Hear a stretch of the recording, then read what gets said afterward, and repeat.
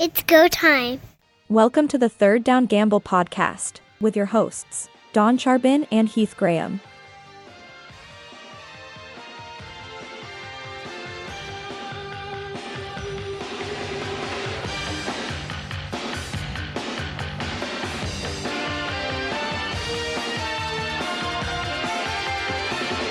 Lots is happening in Calgary over the last couple of weeks. Some of it we've talked about. Some of it's been in the news. We're going to get to what the Stampeders' future may be in terms of possibilities within that city. And Heath, I know you've been apprised of it as well. But before we get to maybe the future plan for the Calgary Stampeders and a new home, we have to talk a little bit further about that fire that happened when we were on the podcast a couple of weeks ago. One of the things that I've learned, and this is me reaching out to somebody that I trust in the area, was that it was started in a bin that had been knocked over, and this was homeless people that had kind of sheltered themselves under that canopy that I had referred to in that podcast. And it had been knocked over. As a result, the fire couldn't be contained by them. Quickly, though, the fire department was called, as we noted. They did manage to get on top of it. However, there was damage, and more damage than you would have thought, given where it was. Talking to a person in the know, it's estimated that probably about $50,000 of damage has been done to the stadium, including the elevator that's behind that area. Structurally, it may not be sound anymore because of the heat that generated. It may have to be fixed. That was going up to the suites up top. That may be impacted. And if so, that could raise the price tag, or that could be part of this price tag. University of Calgary, who are the owners of the stadium, and they're going to find out what kind of insurance is going to cover this and what the University of Calgary has to do to get this ameliorated as best they can. I learned last summer at work through a flooding situation how expensive elevator repairs can be. So this is no small task. It is a transport safety issue and is taken very seriously by the engineers, the permit holders, the operators, and the insurers. So if there is indeed damage to that elevator, I would think you're looking at minimum $30,000 in repairs just to the elevator alone. Quite possibly more if there is damage to the shaft, as you say, as well from the heat generated in this fire. Just an unfortunate situation. And again, I think all across Canada and the US are not immune to situations of unhoused people trying to find shelter, trying to keep warm, keep out of the elements. And unfortunately, it appears that was a major cause of what led to this fire. Yes, it's an unfortunate circumstance when you have people that are dislocated within a society. And Calgary, although at times it can be plus 20 in the winter, it can also be minus 20 in the winter. And for people without shelter, that is a very, very critical situation to have to overcome. They didn't mean any harm. It just happened to be something that went and got out of control. It was an accident. We'll see what insurance does. We'll see how far this goes, because you do have the Grey Cup coming this year in McMahon Stadium. That has to be huge in their thought processes in terms of how do we get this safe and secure so that by the time this event comes around, because it really isn't much of a window before all of that happens. You think that the season's 80 days away. Well, Grey Cup isn't much behind that. That's true, and fortunate then that the damage wasn't more severe, and it doesn't appear like it's going to really affect the schedule. If damage to the building was more severe, then you're looking at, is this safe to host games? What do we do? And that kind of leads us into where we're going with the first topic of the day: new stadium possibilities in Calgary. The Saddle Dome is on its way out. The Calgary Flames are going to have a new home in the foreseeable future, not next year by any means, but close down the road. With that comes redevelopment of Stampede Park. What does that mean to the future of McMahon Stadium and a possible new home for the Stampeders? And that is what has been sort of taking up the news story in Calgary. A lot of people are very interested in what Joel Cowley, he's the CEO of the Calgary Stampede, has had to say in terms of this 20-year plan with the idea that they'll redevelop the entire area that is the Calgary Stampede. And if you're not familiar with Calgary, the Calgary Stampede is literally right downtown, right up against the river, in what I would call a central hub of the city. All the C trains, they call their trains that get people around, basically wind up there. So it's a fantastic spot. It's little wonder that the Calgary Flames are there, because it's so easy to commute to.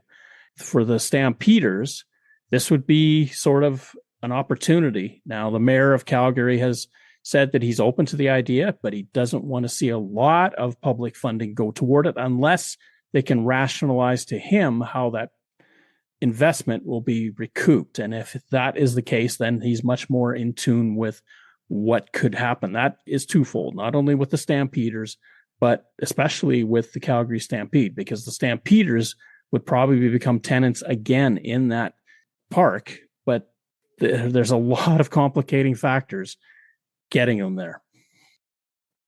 To give an idea of the timeline, the Scotia Place, which will be the new home of the Calgary Flames, is set to open in time for the 2027-28 season. So a couple seasons away from that right now.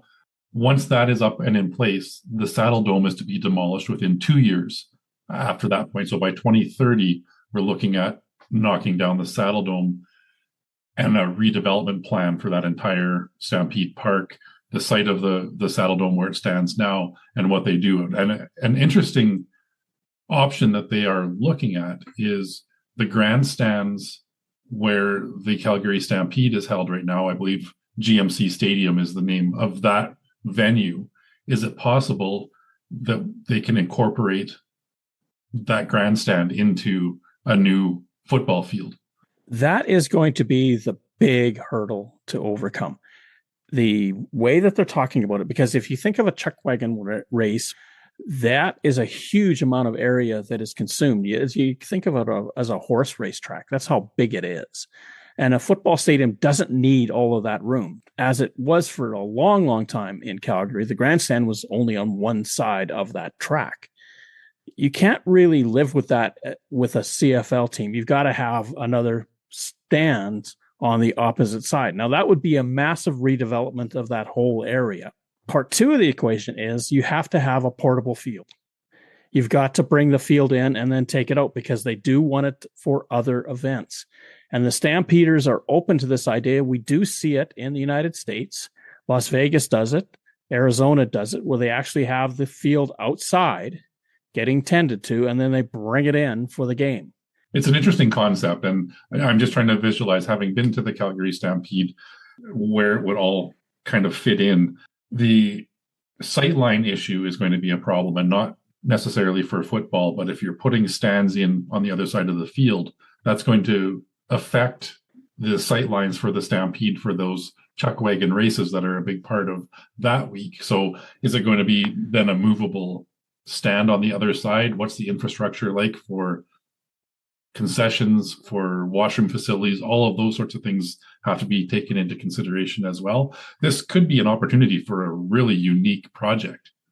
It could be, if you do it right. And this is where the engineers really have to get their pencil sharpened and move in on this to see what kind of things you can accomplish. I would think that if you take the Ottawa Red Blacks example with TD Place, the one stand is huge. The side opposite is rather small. So you could do it where maybe the height of that second stand, the one that would view upon that far side track, wouldn't be as high, and therefore the obstruction wouldn't be as significant. But you've got to renovate or tear down and rebuild the stands as they are, because they do have the old-fashioned support columns that run to the roof. And you can't have sightline blocks like that anymore, given the technology that we've had with all kinds of stadiums, except maybe Fenway and Wrigley Field in baseball. All of those columns are gone.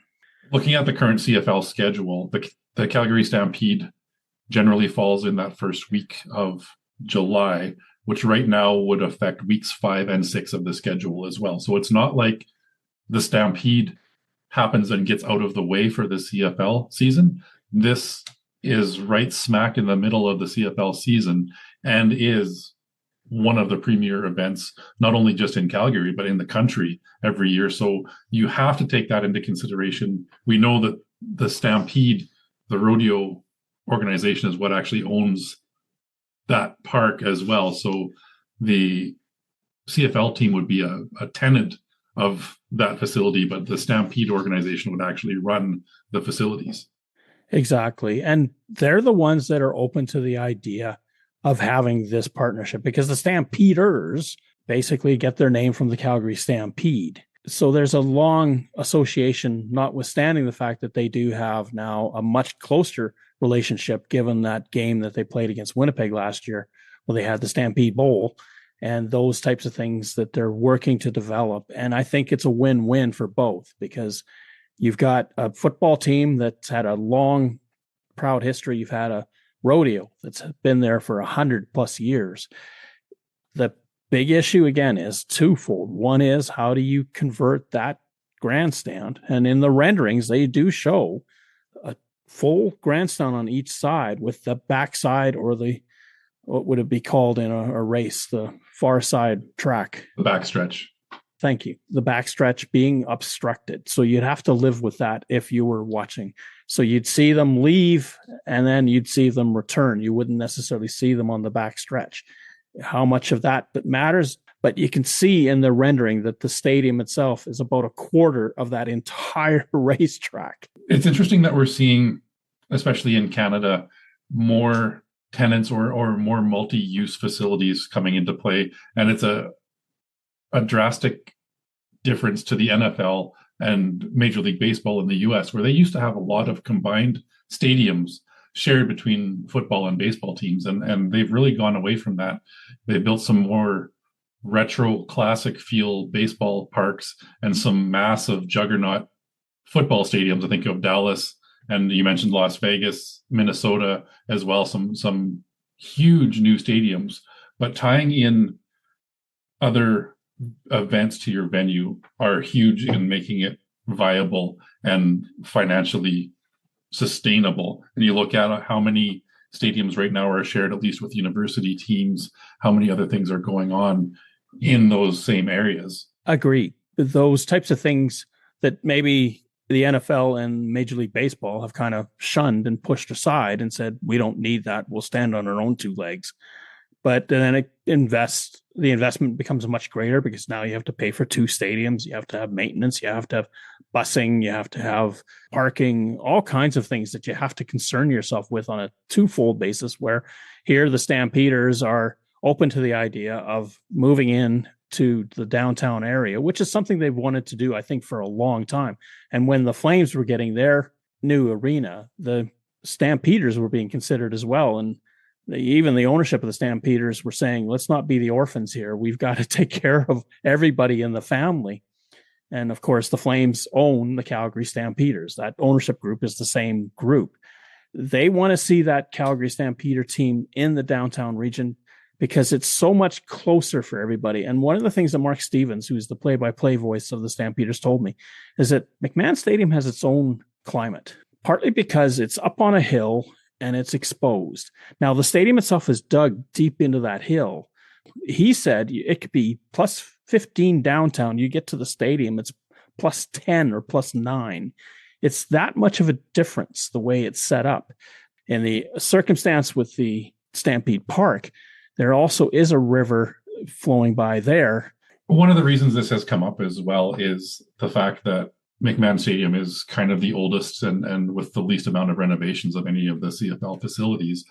Looking at the silhouette of McMahon Stadium, it's reminiscent of the old Taylor Field in Regina, the old Winnipeg or Stadium / Canadian Stadium, Ivor Wynn, Lansdowne Park. All of those were of that same vintage of when they were all built and operated. And we've seen a lot of development on the new stadiums, Tim Horton Field, the Mosaic, and Princess Auto Stadium, what they've done with the revamping of Tim Hortons Field in Hamilton. There's a lot of movement, and even the renovations that they've done to BC Place as well. McMahon is a bit outdated right now, and I think for the benefit of the Stampeders, they need to really rethink what they do and where they can host these games. The Calgary Flames are moving main reason why they are leaving the Saddle Dome is because of the saddle in the Saddle Dome. It's an obstruction for sightline. It was a great conceptual design. It was fun, but when you're up in the 300s and you're looking across, that roof is in your way. Concerts for anything else other than hockey, that roof scalloping down was just too much.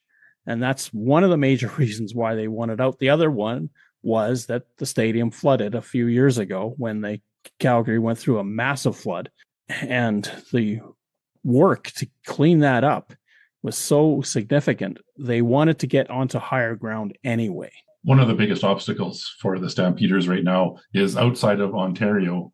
The province of Alberta is the one province that has multiple CFL franchises and multiple NHL franchises. So you've got now 4 major league teams competing for those dollars of venues.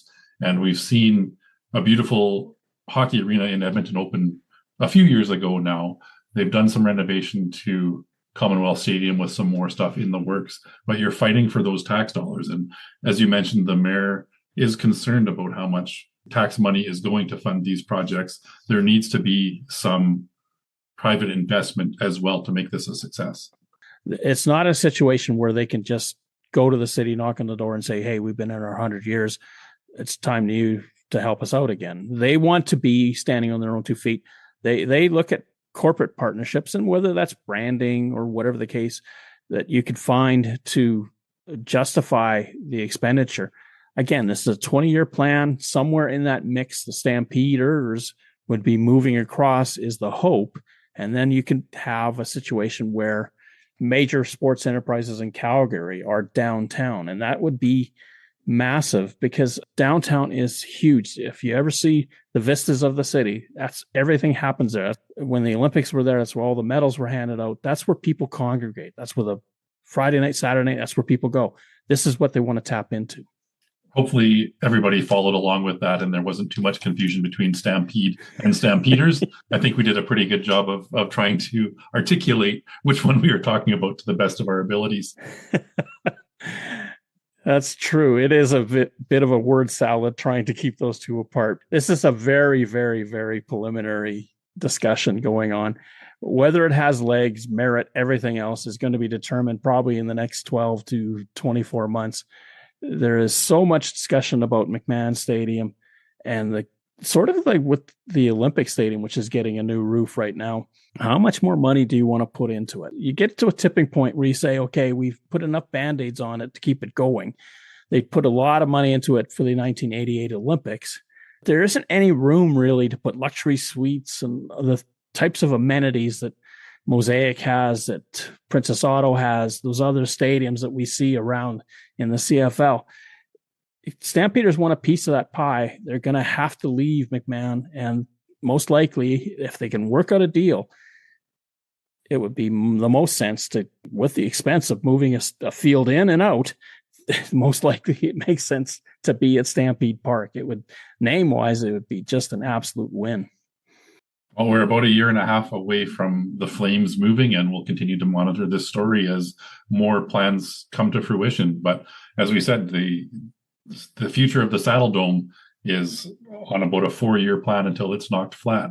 And I imagine before that happens, we'll see some announcements of what the future looks like and possible venue development. Hi, I'm Jeff Creever. I'm the Senior Director of Player and Game Statistics with the CFL, and you're listening to the Third Down Gamble podcast.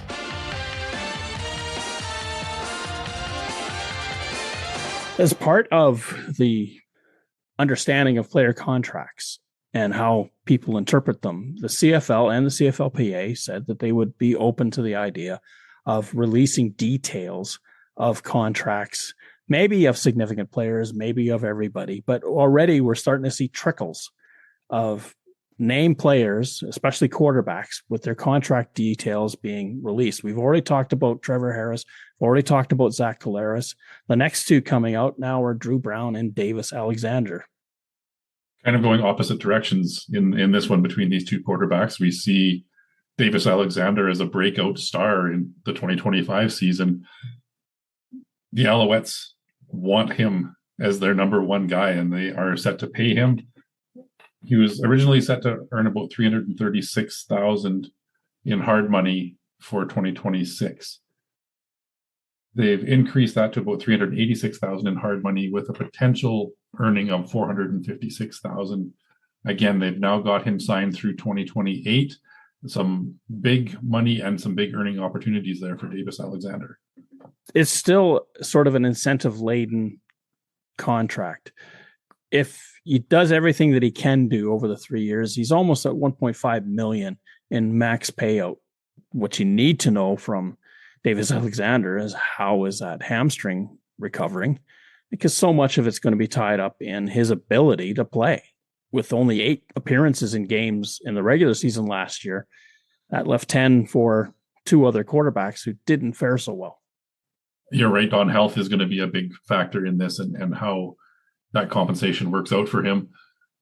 As I mentioned, they are looking at 3 years on this new deal, a maximum of 446,000 in 2026.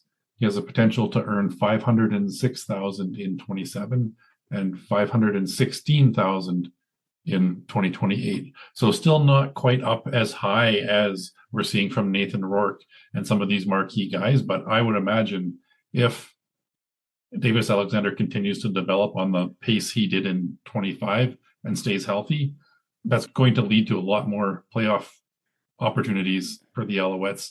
Some Grey Cup games in there, some Grey Cup wins possibly as well, and his stock will continue to rise. And that's a great point because he's got this amazing stat where he has not been beaten in the regular season since he became a starting quarterback in Montreal. We'll see how far that carries in 2026. If you carry it through playoffs, the Rough Riders ended that streak in the Grey Cup. I don't know if that's considered as part of this. He's got this upside that can really, really do something special for this football team and keep them in the conversation of the Grey Cup for years to come because of his competitiveness and his football acumen. It's something that so few people have, is just an innate understanding of what you need to do when you're out there. One of the biggest challenges for Alexander in 26, I believe, is the components of the defense that have gone away in free agency. The defense has really carried the Alouettes over the last couple of years as well and led them to Grey Cup championships. Now it's the offense's turn to carry the torch, and that will be a huge burden for Davis Alexander, but I think he's up for the challenge. It's a great point that you bring up. In the next couple of weeks, I've already recorded it. I've got Sean Campbell, the voice of the Montreal Alouettes on TSN radio in Montreal, coming on to the show. And we talk about these types of things. Changes are going to impact, but they do have a defensive coordinator there that knows how to scheme fairly well. And if the Alouettes look a little vanilla in the first few weeks so that everybody gets used to what's going on, the one thing that Noel Thorpe will ask of you as the season goes on is start thinking out there and making reads. And if people get their feet under them, even though they may be new at the position, watch out. That team may not lose a step by week 5, week 6. They may look as fearsome as they did last year. It's quite possible. It's just from looking at it on paper. And I know in the middle of March, looking at teams on paper and trying to figure out what's going to happen over the next 6 months is a pretty tough thing to do, but you've got to start somewhere. And right now, that would be my concern. Noel Thorpe absolutely is one of the best defensive minds in the CFL. And if anybody can help reshape a defense, he's a prime guy to take that on. And Darnell Sankey, and it wasn't necessarily that they thought he was over the hill or didn't have any good stuff left in him. It was just a contract situation. They didn't think they could afford him and pay some other players. As a result, he gets moved on. He goes to BC to sign a contract there. And the Alouettes now have to figure out what they're going to do at middle linebacker. It'll take some time, yes. I think that the Alouettes will be fine. The offense probably could score 30 to 35 a game if Davis Alexander is healthy. And that should be enough for them to win. The other quarterback you mentioned, Drew Brown with the Ottawa Red Blacks, looking at his restructuring here, a highly touted free agent when he came over from Winnipeg to join the Red Blacks a couple seasons ago. We talked about Davis Alexander's health. Drew Brown's health continues to be a concern for the Red Blacks. He has not started a full 18-game schedule with the Red Blacks. they've made a lot of moves in free agency as well. So restructuring this quarterback contract gives them the opportunity to bring some other people in, but a bit of a pay cut for Drew Brown. And we compare between him and Davis Alexander, it's about $120,000 difference in hard money between Montreal and Ottawa. Drew Brown, everyone points to the 2025 season and the fact that he got concussed, that he was out for different stretches. He did wind up playing in 11 games. The season before, he played in 17 of 18. He is a smaller framed individual. He's kind of Vernon Adams size-wise, maybe a little bit bigger. We just don't know with a new head coach what the relationship is. Is Ryan Dinwiddie going to look at him and say, yes, that's the type of quarterback I want to carry this football team, or does he have other designs? When he walked into Ottawa, he didn't say too much about it. And the first thing we knew at the time that Drew Brown's contract was probably going to be renegotiated. We now find out that it has gone down. Is that a signal, or is that prove it to me? I'll work with you, but you got to prove it to me. I think it's the latter, but let's not forget the quarterback signing that Ottawa made in bringing Jake Maier in from Saskatchewan. Now, Dinwiddie and Jake Maier have some history with the Calgary Stampeders. Does that come into play? And I think it's going to be more of an open competition. Drew Brown is quarterback one, but you have to think that in Ryan Dinwiddie's mind, Jake Maier is a 1B. He's not too far behind. Just given that relationship, I can't see that not happening, that there would be a bit of a fight to see.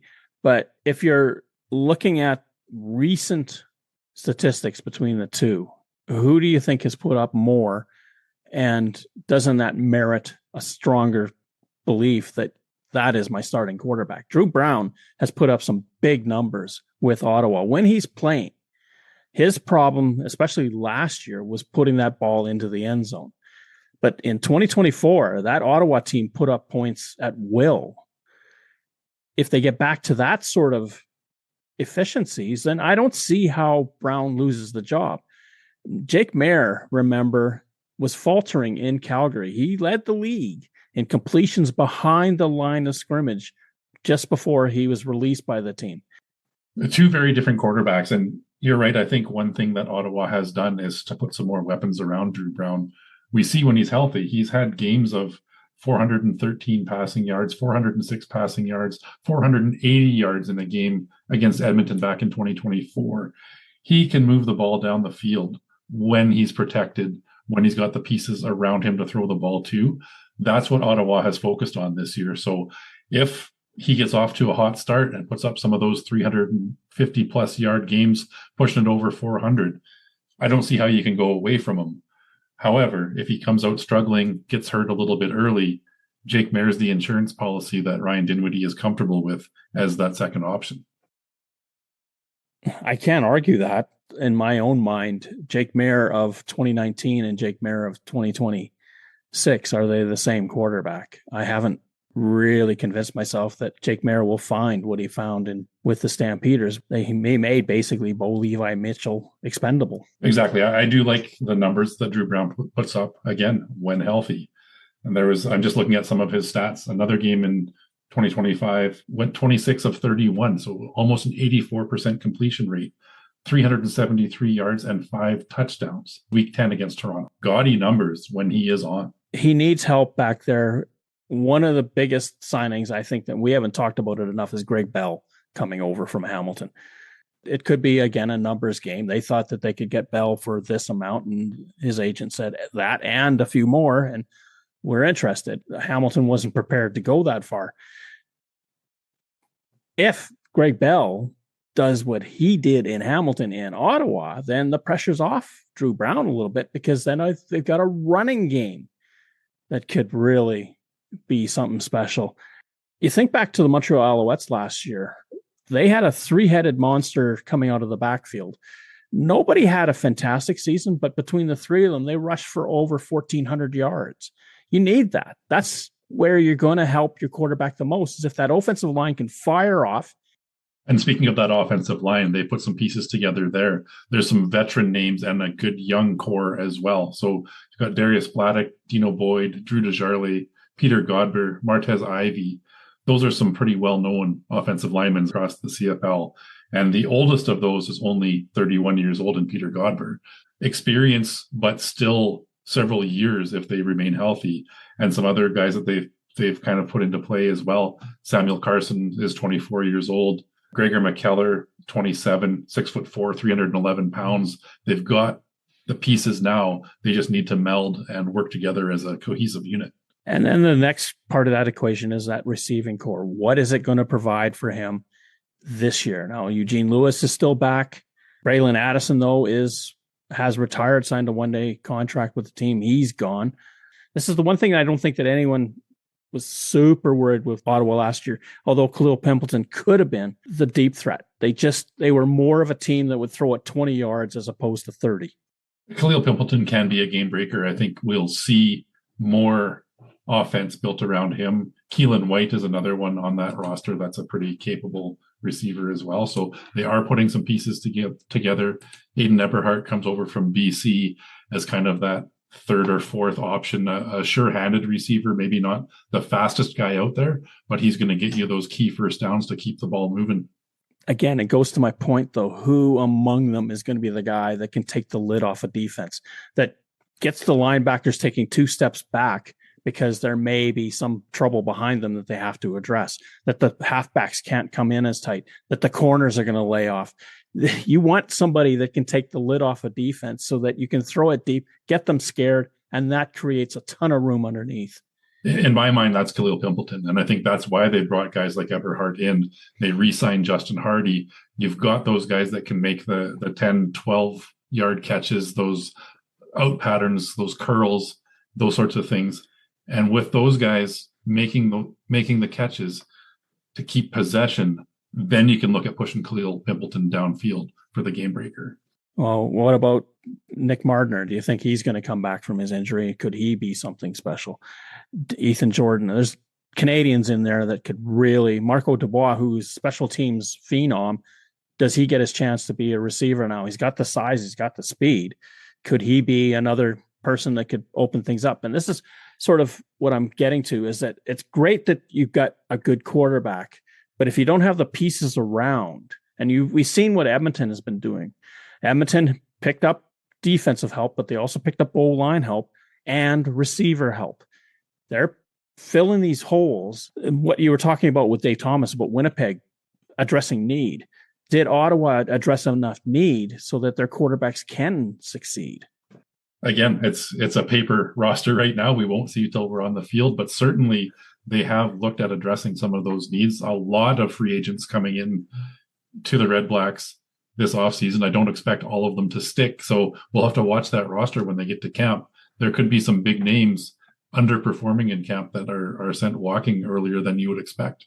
The CFL put out a really interesting post, and I'm curious about your thoughts. There's certain career records that may never be touched, but there are in-season records that may not be touched. I'm wondering, from your point of view, will we ever see some of these get touched? Now, let's start with Lewis Ward, Ottawa Red Black. We were just there. 69 consecutive field goals. Do you think that that's something, especially in the new CFL coming up, where the goalposts are 10 yards further away, that we'll ever see anybody hit that many in a row? This was a really fun list to read through. And Lewis Ward's consecutive field goal streak, I think, is one that we're not going to see broken in our lifetimes unless they make some changes back to make kicking easier. I always laughed and kind of joked about Lewis Ward because it started in his rookie season. I felt like the coaches told him, get out there and make all your field goals or we're going to cut you. And he just went out there and did his job and continued to put them through. So it carried on from 2018 to 2019, one shy of 70 consecutive field goals. Now, unless you're lining up for 30-yarders and in all the time, I don't see anybody coming close to that one. Anthony Calvillo's 79,816. That took basically 20 years of playing for Calvillo to get there. Now, granted, at times he wasn't on the field because he was a backup to Tracy Ham in Montreal. He was on the outs with Don Sutherland and Hamilton, but he did manage to have a great career once Ham retired and put up some massive numbers with the Alouettes. Do you think that we're ever going to see in this crop of quarterbacks that we have anybody getting close to that? that's a career mark that is unworldly when you start doing the math on that one. I don't know if anybody's playing career will last long enough to see that. I mean, we're looking at 4,000 yard plus passing seasons for 19 straight seasons, if you want to average it out. So that would include some 5,000, 5,500 yard passing seasons. The way professional careers go now, and I think of baseball with win totals for pitchers and total innings and things like that, there's a lot more concern for the player's safety. They don't gut it out through games. I'm sure over Anthony Calvillo's career, there was games where, looking back on it, he probably shouldn't have seen the field, playing through some injuries, and continued to put up numbers. It's going to take something special, or somebody like Nathan Rourke is going to have to start pushing to 6,000, 6,500 yard seasons here pretty quick to even get within reaching distance of that record. And that's a great segue for this next one. That's Doug Flutie, most passing yards in a single season. Does that in 1991 with British Columbia, 6,619. We've had a few 6,000 yard since, but in the last 10 years, no. That one I can see. I think as the game continues to evolve, there's a possibility of that one being broken. I don't know who, perhaps Nathan Rourke, as I mentioned. Or Davis Alexander. Over an 18-game season, starting all 18 games, you're averaging 368 yards per game. Not crazy numbers if you've got an offense firing on all cylinders. It's a record that stood for 30 years plus now for a reason. It's not an easy one to get to, but with the right player and the right pieces around him, that one could fall.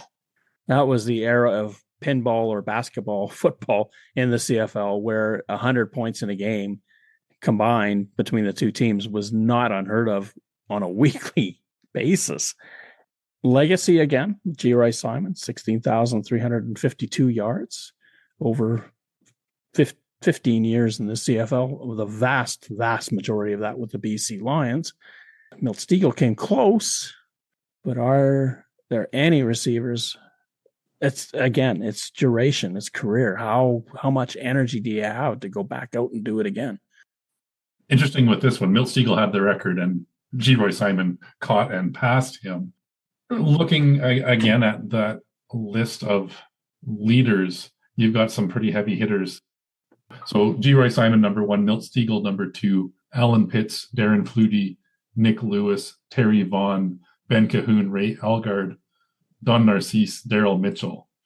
That's your top 10. That's all Hall of Famers, and that's some very impressive numbers. Somebody as productive as Ben Cahoon, still over 3,000 yards short of where G. Roy Simon ended up. It's going to take a really special player, and again, somebody who plays in the league for a long time. You think of Eugene Lewis right now, you think of Kenny Lawler right now, Keon Hatcher. Those guys are incredible receivers. I just don't see the longevity, and maybe they didn't quite get the start as early as some of these guys in that top 10 list did to put up those big numbers. We'll be hard pressed to see that one fall as well. Those are incredible, talented receivers on that top 10 list. So even to break into that top 10, you need over 12,000 yards. James Parker, 26 and a half sacks in one season, back when they counted half sacks in the 1980s.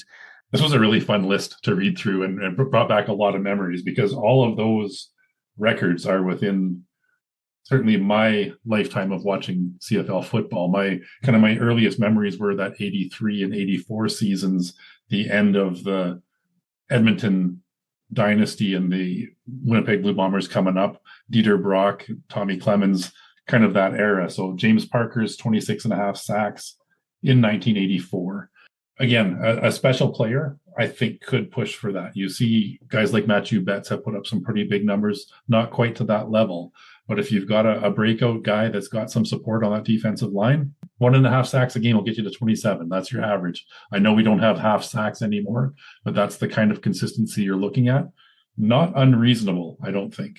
And the other one that I would love to see this one be challenged, maybe we'll see it in the new CFL, Matt Dunnigan, 713 against Edmonton in 1994. 713 yards passing with Matt Dunnigan in the 713. Alfred Jackson, I think he set a record for receivers in a game that night with catches and total yards. He did. And for this one, what allowed Matt Dunnigan to get to that total was the game stayed competitive. Had it been a blowout, he's probably pulled in the fourth quarter, doesn't get anywhere near it. He left a lot of yards out there. You talk to Matt Dunnigan and guys that were involved in that game, it could have been 900. There were some balls that were dropped, some slight overthrows to open receivers. It could have got way out of hand. Now, we talked earlier about Drew Brown pushing 480 yards. Hard pressed to get there. Danny Barrett had the record at just over 600 yards, and a year later, Matt Dunnigan came and blew that one out of the water. Nathan Rourke, again, is a name that you think about. If the pieces fall into play, he's somebody that can put up that kind of offense. It'd be fun to see. I'm just not sure the guy that can pull it off. In the new CFL in 2027, that'd be 7 trips down the field passing the ball. Louis Pasaglia, 408 career games played. Again, the way that professional athletes are now, the way their careers go, that's a lot of CFL football games. And it would take somebody like a kicker or punter that's not in that every down wear and tear to come close to seeing that kind of number. You're going to need to get a guy that comes out at 21, 22 years old and produces right from the start and can maintain it. We look at late in Louis Pasaglia's career, he put up some of his best field goal percentage numbers in his 40s. So you're going to need to see somebody like that again to push that. I don't know if we're going to see many even approach 300 games played. Bob Cameron played for 353 consecutive games with the Winnipeg Blue Bombers, like played 394 all told. He played well into his 40s. And if he doesn't have that record, boy, that's a long, long career that you have to put together. And Louis Pasaglia was one of the best. He was. Like we said, we look at the names on this list of these 7 records. Lewis Ward is the active player right now, and his production has gone away a little bit, but those first 2 seasons were something special. And then you've got Hall of Famers, Dunnigan, Calvillo, Flutie, Pasaglia, Simon, and Parker. That's some heavyweights of the CFL. And you look at guys that are just behind them in these records as well. And maybe Ed Hervey is right. We're looking for the superstars to come in and threaten those records. And I'm not sure we've got anybody right now that comes close. Third down.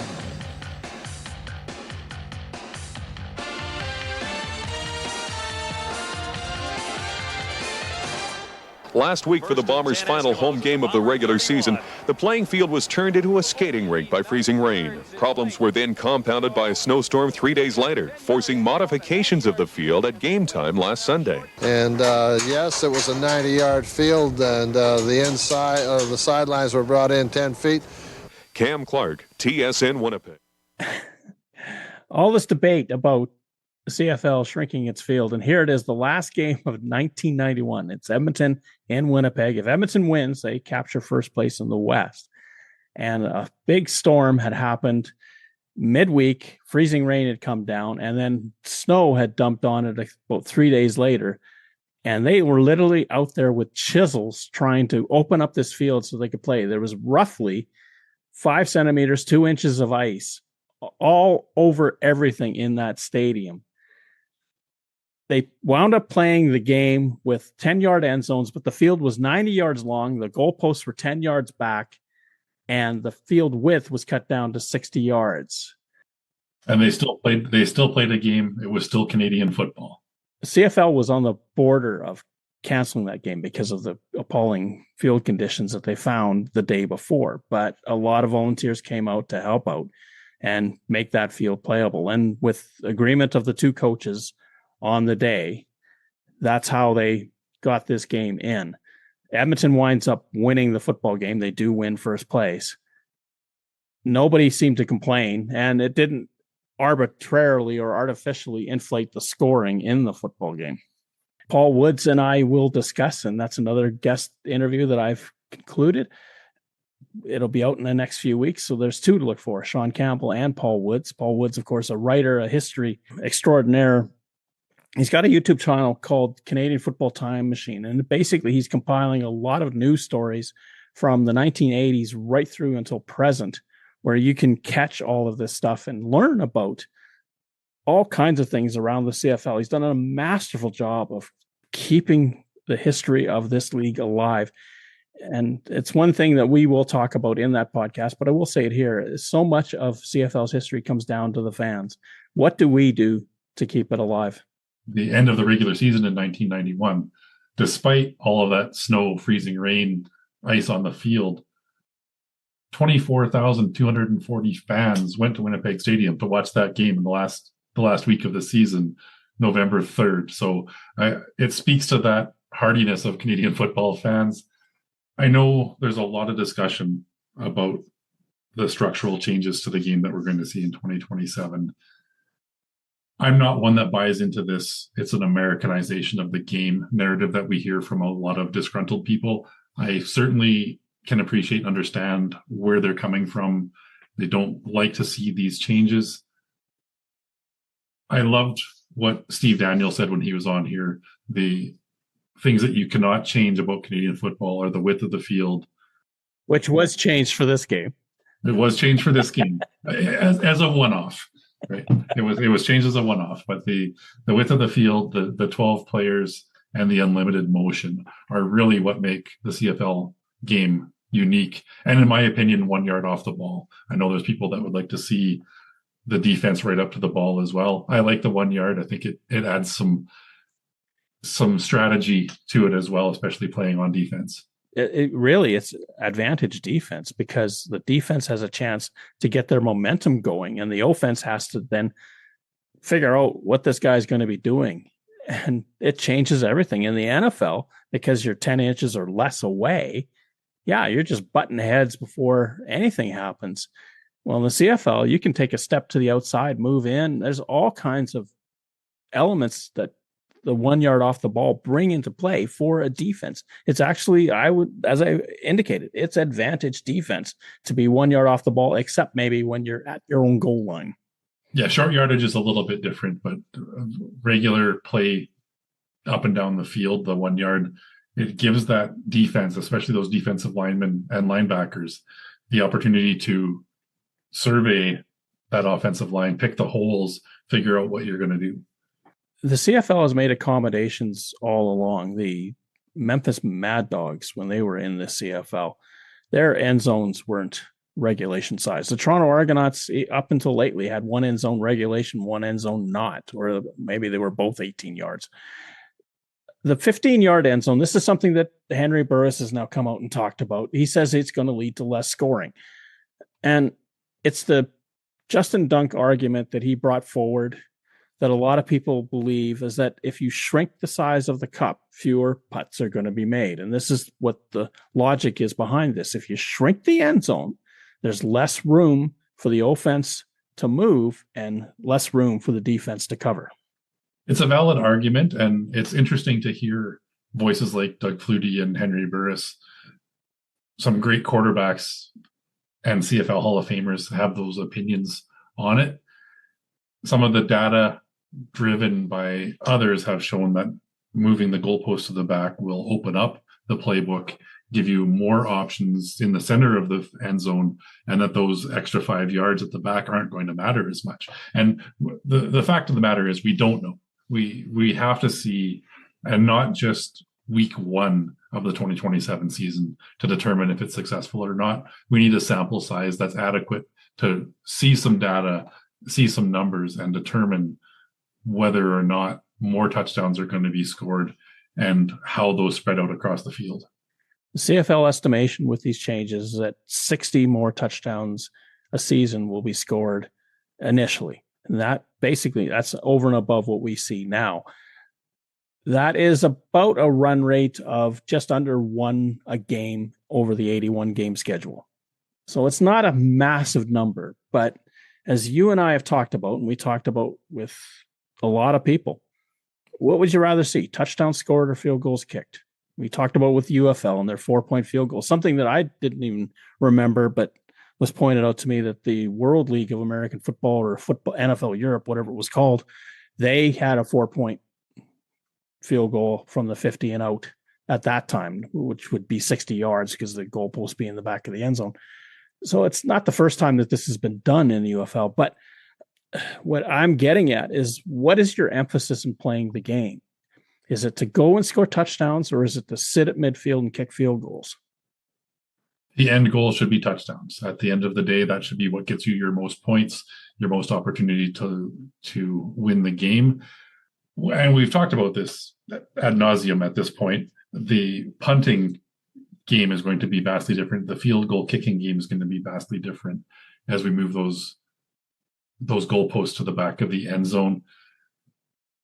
I'm cautiously optimistic about the increase in touchdowns, but that remains to be seen. I am somebody that enjoys the special teams aspect of the game as well. So strategic ball placement punting might be something that comes up a lot more now in trying to pin the other team inside that 5-yard line because it's out of field goal range. But it should also lead to more third down gambles, more opportunities to get into the red zone and pursue those touchdowns. It essentially will become more highs and lows. You'll have more third down gambles and more third down successes, more failures. The crowd is going to be, I think, more invested. And the only time I really think that the 15-yard end zone really becomes an issue of critical mass is if you're at the 5 and in, because that's when truly that 15 yards sticks out. But if you're at the 10, the 15, the 20, chances are it isn't really going to matter that much if that end zone was 15 or 20. You're right, because you're not taking shots much deeper than that in general. Yes, there are teams that will push the ball down the field. You go for that home run strike from kind of anywhere on the field when you're looking at launching a long pass. But I think the playbook options are going to be there. And even from the 5-yard line, that still gives you 20 yards. That's a lot of room to maneuver. What it may entail, and this is where a mobile quarterback will become more significant, is side to side. The NFL, you notice, they'll do a lot of movement with the quarterback who has the capability, move them around in the pocket to find a lane so that the quarterback can press the defense and run it in, or that they can find a receiver that's eventually getting open. The NFL end zone is way too tiny. Especially, it's almost when you get inside that 5-yard line, your opportunity to score a touchdown, I think, shrinks because the defense now can pack it in. If the changes were happening in this upcoming 2026 season, I was going to say one thing to watch for was how Zach Collaros and Nick Dembski run those corner routes to the back of the end zone. And if they were all landing out of bounds, maybe they need to rethink this. But we're another year away and unlikely to see that combination in 2027. Well, I remember what Ricky Ray and Jason Tucker used to do all the time with those corner routes. They would sort of create a little mini triangle in the end zone and come back towards the line. They're going to be a lot shorter. But again, that comes down to if you're in the 5, 4, 3, 2-yard line, somewhere in there, you don't have that depth. But as it has been pointed out, and you've said that many a time, with the goalposts out of the way, even though structurally in your playbook, you do not call a play to get yourself away from the goalposts, it will, if you're the quarterback, without that obstruction standing there. It's like you said, putting a fork in front of that cup. Without that obstruction standing there, they won't worry about throwing it over the middle and hitting something. Exactly my point. I do think we'll see a lot more of those touchdowns in the middle of the field. It just, as much as you don't try to take it into consideration, a giant yellow goalpost in the middle of the field is something that's going to draw your attention. And this allows them to have full range of where they throw the passes.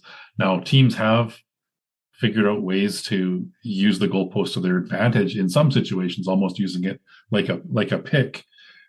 But I think more often it limits your capabilities of what you're able to do and how you throw the ball. Not necessarily the type of play you call, but how the quarterback throws the ball. Either they've got to go under that crossbar or launch it over and you're changing the arc. I think a lot of natural throws would be right in that 10-foot height where the crossbar is. And one other thing that we have not talked about, and that is punting from your own end zone. And before, if you punted the ball and stoned that upright on the way out, you were in big trouble because that was a safety touch. Now, you don't have to worry about it. We've talked so much about going into the end zone, but the teams that are coming out, and talking to Steve Daniel about this, what does the playbook do now that there's no goalpost sitting right behind the quarterback if you're at your 1 yard line in the center of the field? You can actually turn around and not hand it off to the post. You can hand it off to a running back. It does open up a lot more possibility. You're right. I hadn't considered coming the other direction. I was thinking purely on offense going towards that end zone, but coming back out, it's creating some more opportunity as well. And even if you're at your 1 and you're snapping the ball back on the punt, unlike the NFL where they have to worry about stepping back and going out, that's not an issue in the CFL. There's still about 2 to 3 yards more behind you. I'm cautiously optimistic that this is going to be a lot of fun to watch. I still am concerned. I wish we could have kept the 55 just for that unique Canadian identifier. I hope they don't put the 5-0 on midfield, that they leave a C there so that C for Canadian, C for center. Put it in the club colors if you want, but do something like that so that anytime someone tunes in, you see the C. Ah, that's Canadian.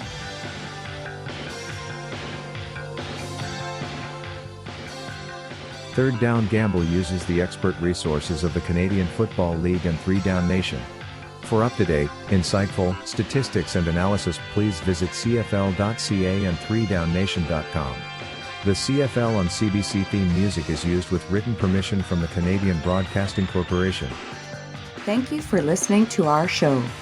Third Down Gamble is hosted on Podbean. Follow us on Twitter, where our handle is @ThirdDownGamble. Join us again next time.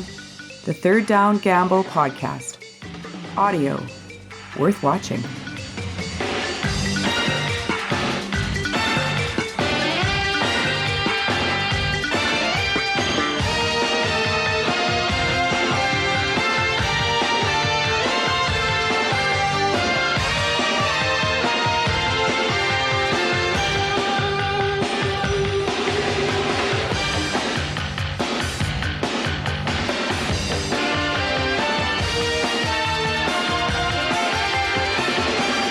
Yes. 1971 Grey Cup, Leon McQuay slips and the Argos fall. Final score Calgary 14, Toronto 11. And so the score is Calgary 14 and Toronto 11. The 1971 Grey Cup game continues in just a moment. 3 minutes and 30 seconds to play in regulation time in the Grey Cup game. 14-11 Calgary. Jerry Keeling looking for Henderson, hangs it up, picked off by Dick Thornton, 45-yard line. Thornton, room to go down the sideline at the 30. And at the 12-yard line, Dick Thornton has Toronto within scoring range, 2:26 to play. 2 minutes left.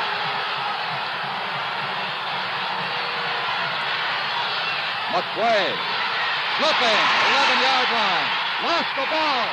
Had recovered, that's the indication.